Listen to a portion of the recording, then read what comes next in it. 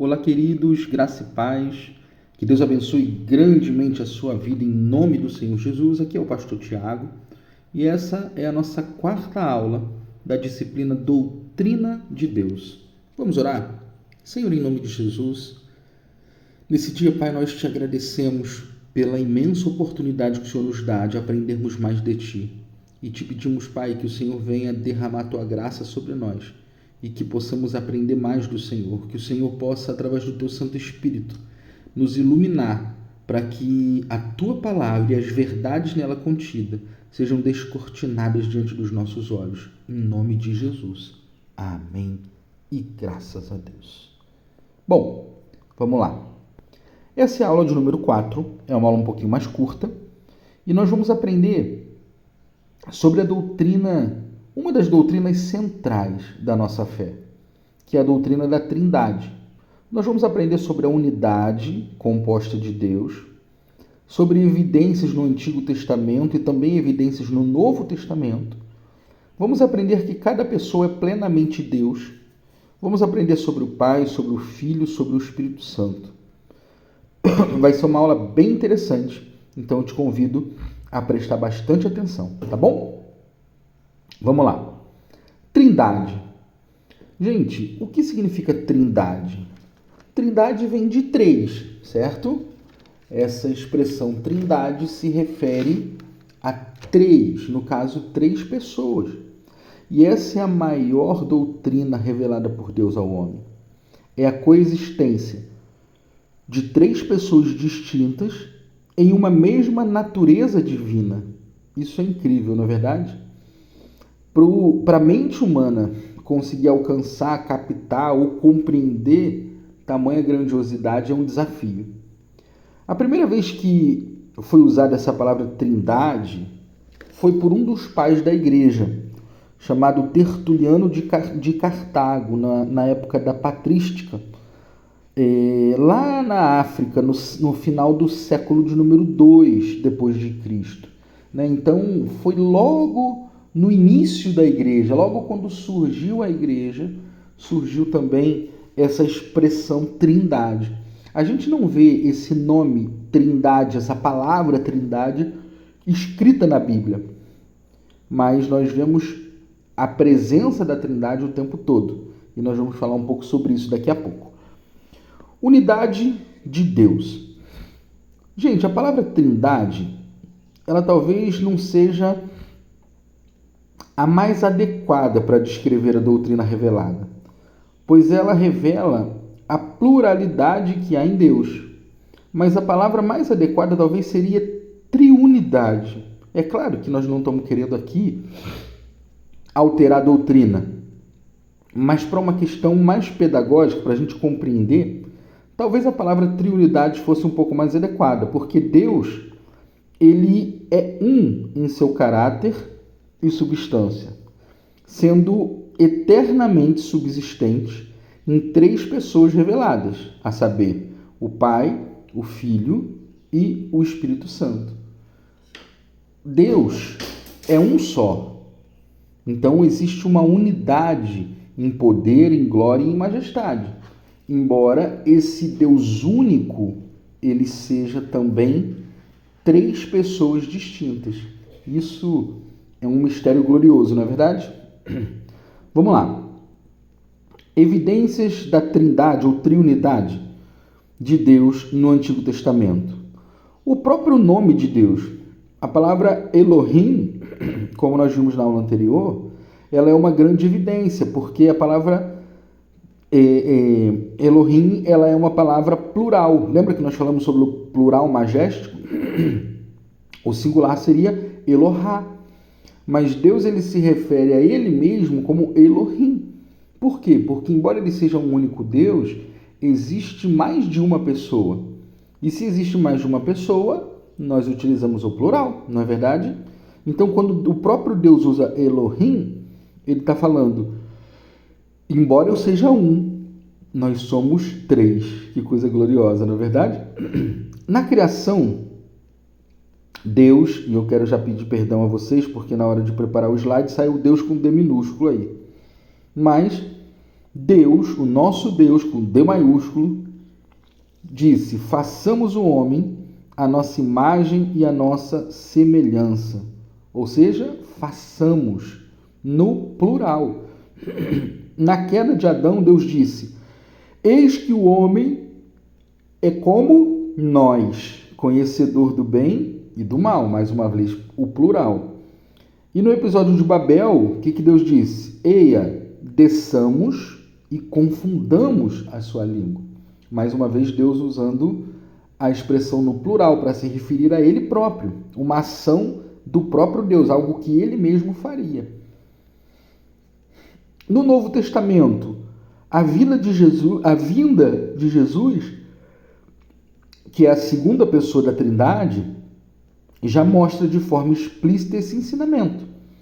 Porque no Antigo Testamento, nós vemos uma ação muito mais contundente de Deus Pai, da primeira pessoa da Trindade. Embora nós podemos perceber várias ações de Jesus e também do Espírito Santo no Antigo Testamento, por exemplo, todas as vezes que a Bíblia utiliza a expressão o anjo do Senhor com letra maiúscula, isso é algo uníssono na teologia que se refere a uma manifestação corpórea da segunda pessoa da Trindade, ou seja, o próprio Cristo, o próprio Jesus se materializou para que cumprisse alguma missão, algo específico aqui na Terra. Então nós vemos a participação expressa de Jesus. E o Espírito Santo, em vários momentos, a Bíblia diz em vários textos que o Espírito do Senhor se apoderou dele, né? Que o Espírito do Senhor desceu sobre ele, né? Como ações concretas do Espírito Santo na vida de pessoas específicas, em especial de reis, de profetas, de sacerdotes, com uma ação mais específica aqui na Terra. Mas quem nós vemos interagindo mais com o homem durante todo o período do Antigo Testamento é Deus Pai. É Deus Pai quem aparece para Moisés, é Deus Pai quem fala com Abraão, é Deus Pai quem faz promessas a Abraão, quem estabelece o seu povo, né? Então, quem aparece na sarça ardente para Moisés e chama ele para libertar o seu povo. Todas essas ações nós vemos através do Pai. Quando Jesus vem, fica explícito, porque nós temos uma ação mais direta da segunda pessoa da Trindade, não mais da primeira. São inúmeras evidências no Novo Testamento, mas vamos pegar aqui 3 que são muito evidentes. O batismo de Jesus. Esse texto, ele é muito interessante, porque quando João batiza Jesus, nós temos ali a primeira pessoa da Trindade, Deus Pai, que fala: este é o meu Filho amado, de quem eu tenho orgulho, ou em quem me comprazo. Na água, nós temos a segunda pessoa da Trindade, Deus Filho. E descendo sobre ele como uma pomba, a terceira pessoa da Trindade, o Espírito Santo, fazendo ele ser cheio do Espírito. Na grande comissão, Jesus diz: ide, portanto, fazei discípulos de todas as nações, batizando-os em o nome do Pai, do Filho e do Espírito Santo. E a bênção apostólica. O apóstolo Paulo fala na segunda carta aos Coríntios, né? Que o amor de Deus, que a graça do nosso Senhor Jesus Cristo e que a comunhão do Espírito Santo esteja com cada um de vós. Então é mais uma expressão direta e concreta sobre a existência e a ação da Trindade sobre a vida das pessoas. Cada pessoa é plenamente Deus. Gente, foi como nós dissemos, né? Não existe um Deus maior ou um Deus menor. Nós rechaçamos essa ideia. Essa ideia de um Deus maior ou de um Deus menor, ou de que Jesus é apenas o Filho de Deus e que o Espírito Santo ele é apenas a expressão do poder de Deus, todas essas afirmações são falsas, são hereges e blasfemas. E nós encontramos essas declarações em várias igrejas, religiões, seitas, né? Por exemplo, os testemunhos de Jeová afirmam isso. Os próprios adventistas que dizem que Jesus é Miguel, reduzindo Jesus a uma criatura, né? E não a Criador como ele é. As três pessoas, elas são plenamente Deus. Não existe entre eles hierarquia, não existe entre eles quem seja maior ou menor do que o outro. Ambos são Deus e são plenamente Deus. Primeiro, em essência, não existe qualquer hierarquia entre o Pai, o Filho e o Espírito Santo. Isso significa que as três pessoas da Trindade são absolutamente iguais em poder, em honra, em majestade e em glória. O Pai, o Filho e o Espírito Santo são um único Deus. Por isso, o Filho é plenamente divino, assim como o Pai é plenamente divino e também o Espírito é plenamente divino. Não existe hierarquia entre eles. O que existe são obras complementares. O Pai tem o seu ministério, o Filho tem o seu ministério e o Espírito tem o seu ministério. O Pai tem as suas ações, o Filho tem as suas ações e o Espírito tem as suas ações. E nós vemos isso de forma plena em dois momentos centrais. Por exemplo, na criação. Na criação, a Bíblia diz: no princípio criou Deus os céus e a terra, no princípio criou Deus os céus e a terra era sem forma e vazia, e o Espírito de Deus pairava por sobre a face das águas, e disse Deus: haja luz, e houve luz. Gênesis 1 e 2, certo? Ali nós vemos uma ação concreta da Trindade, porque quem estabeleceu o plano da criação foi Deus Pai. Quem deu a ordem criadora foi Deus Filho. A palavra criadora é do Deus Filho. Tanto que João, lá em João 1, diz: no princípio era o verbo, ou seja, a palavra, e o verbo era Deus, e o verbo estava com Deus. Deus Pai, ele elaborou o plano da criação. Deus Filho deu a palavra criadora. E o Deus Espírito Santo era aquele que pairava por sobre a face das águas, executando o plano estabelecido pelo Pai e a ordem dada pelo Filho. Também, no aspecto da igreja, nós vemos isso. O apóstolo Paulo, quando ele fala sobre os dons da igreja, ele fala, quando ele fala sobre os dons espirituais, que são o dom de milagres, o dom de maravilhas, o dom de línguas, o dom da palavra, o que ele diz? O Espírito é o mesmo que opera os dons. Ele está falando de quem? Do Espírito Santo. Porém, quando segue, ele fala sobre os dons ministeriais, que são pastor, mestre, profeta, evangelista, pastor, mestre, profeta, evangelista e apóstolo, o que ele fala? Mas o Senhor é o mesmo, que chama cada um para um desses ministérios. Quando a Bíblia fala em Senhor no Antigo Testamento, está se referindo ao Pai. Mas quando fala em Senhor no Novo Testamento, está se referindo ao Filho. E mais à frente, o que ele diz? Mas o mesmo Deus, aí sim falando do Pai, opera tudo em todos. Ou seja, mais uma vez, o Pai com a sua função, o Filho com a sua função e o Espírito com a sua função. Nós sempre aprendemos sobre a Trindade na escola dominical com uma expressão, uma analogia sobre a água. Vocês se lembram? A água é uma só, mas ela pode ser líquida, sólida e gasosa. Eu ouvi uma vez uma outra analogia que eu achei bem interessante, que é como se fosse...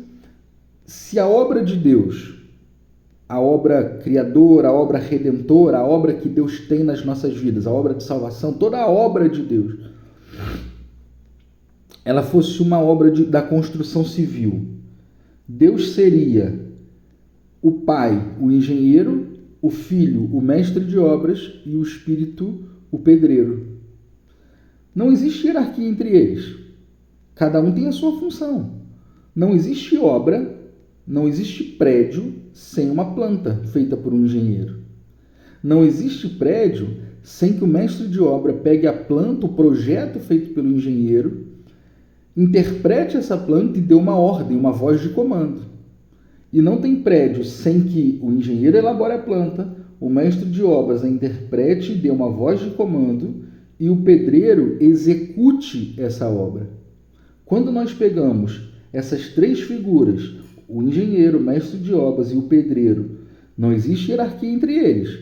Porém, a obra de cada um se complementa, tornando a obra completa, a obra pronta, a obra perfeita. Com Deus é como se fosse dessa forma. Não existe hierarquia entre eles. A Bíblia afirma a igualdade ontológica da Trindade. A palavra ontologia vem da união de dois termos gregos. Ontos, que significa ser, e logia, que significa estudo. Portanto, quando se fala em trindade ontológica, se refere à trindade em sua essência. E nesse sentido, definitivamente não existe hierarquia entre o Pai, o Filho e o Espírito Santo. Se ontologicamente houvesse alguma hierarquia ou subordinação entre as três pessoas da Trindade, isso significaria que uma seria mais divina que a outra. E isso não é uma verdade.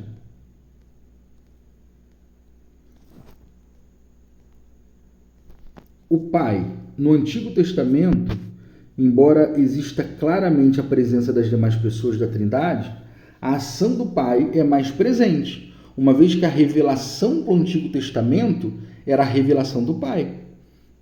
O Filho, embora tivesse presente eternamente em toda a história, como nós vemos lá em João 1:1, né? No princípio era o Verbo era Deus e o Verbo estava com Deus.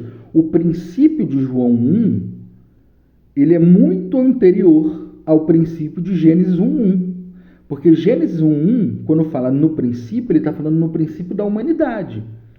João 1:1, quando fala no princípio, ele está falando da eternidade. Ele está falando de um princípio que, na verdade, nem existiu. Porque Deus sempre foi, Deus é e sempre será. Deus não foi criado. E desde que Deus é Deus, ou seja, desde sempre, Jesus está com ele e também é Deus. Aleluia. Nós vemos de forma mais clara, embora Jesus seja Deus, seja eterno, esteja com Deus desde sempre, nós vemos de forma mais clara a partir do seu nascimento. E o Espírito Santo tem uma função direta desde a eternidade, mas fica explícita a sua interação com o homem a partir de Atos 2. Ou seja, cada uma das três pessoas da Trindade tiveram seu ministério em tempos distintos ao longo da história. Até o nascimento de Jesus se dava o ministério de Deus Pai, a revelação de Deus Pai. Durante os 33 anos que Cristo esteve na Terra, foi o ministério do Filho. E Paulo chama a aliança do Espírito a nova aliança, a aliança de Cristo conosco, de aliança do Espírito, ou de ministério do Espírito, em que o Espírito Santo ele tem um papel de destaque nos nossos dias. O ministério dele se dá nos nossos dias. É ele que fala conosco, é ele que interage conosco, é ele que está presente no nosso dia a dia. Vamos lá. Nós falamos disso aqui. O Pai foi quem elaborou e desenvolveu o plano. Eu falei do plano da criação e também da igreja, mas nós podemos aplicar isso também ao plano da salvação. O Pai foi quem elaborou o plano da salvação. Lá em Gênesis 3,15, quando o Senhor está dando a sentença de Adão, de Eva, da serpente, de Satanás, ele fala: porém inimizade entre ti e a mulher, entre o seu descendente e o descendente da mulher, tu lhe ferirás o calcanhar e ele te ferirás a cabeça. Ali Deus está falando com Satanás sobre a vinda de Jesus. É a primeira profecia acerca da vinda de Cristo dita pela boca do próprio Deus. Então Deus já tinha ali elaborado todo o seu plano de salvação. Mas quem executou e cumpriu o plano de salvação foi o Filho. Foi Jesus quem desceu à terra. Foi Jesus quem viveu aqui por 33 anos. Foi Jesus que morreu na cruz e que ressuscitou ao terceiro dia. Então o Pai estabeleceu o plano, o Filho cumpriu esse plano E quem opera todos os efeitos desse plano em nós é o Espírito Santo. Não existe salvação sem o Espírito Santo, porque é ele que convence o homem do pecado, da justiça e do juízo. Paulo fala a Tito, que é ele, o Espírito, quem opera em nós o lavar regeneratório do Espírito, que é quem nos tira da lama e nos leva até Jesus. Ambos possuem os mesmos atributos, conforme se verifica na tabela comparativa que nós vamos ver mais à frente. Eu não tenho aqui a tabela, mas eu vou enviar para vocês no grupo essa tabela comparativa. Tá? Eu achei que eu tivesse colocado no slide. Mas ambos eles têm exatamente os mesmos atributos. Tanto o Pai, quanto o Filho, quanto o Espírito, eles são onipotentes, onipresentes, eles são oniscientes, eles são autoexistentes. Lembra daqueles atributos? Na verdade, essa tabela da página 41 era sobre os atributos da aula de número 2, se vocês se lembram. Todos aqueles atributos comunicáveis e incomunicáveis, tanto o Pai, quanto o Filho, quanto o Espírito, possuem cada um deles. E com isso, nós temos a convicção de que, embora o nosso Deus seja um único Deus, nós temos 3 pessoas distintas. E são 3 pessoas de verdade. Na época do início da igreja, existia uma heresia muito crescente de que Deus era um só, que era uma pessoa, mas que essa uma pessoa se manifestava de formas diferentes a depender da situação ou do momento histórico. Como se Deus fosse um ator que usasse máscaras diferentes. Isso não é verdade. São 3 pessoas distintas, são 3 pessoas diferentes, mas cada uma delas são um em poder, glória, honra e majestade. Que coisa maravilhosa, não é verdade? Meus queridos, essa foi a nossa aula de número 4. A próxima aula é a última aula dessa matéria e vai ser uma aula muito interessante. Eu quero agradecer a você que chegou até aqui e vamos em frente para a glória do nome do Senhor. Deus abençoe e até a próxima aula.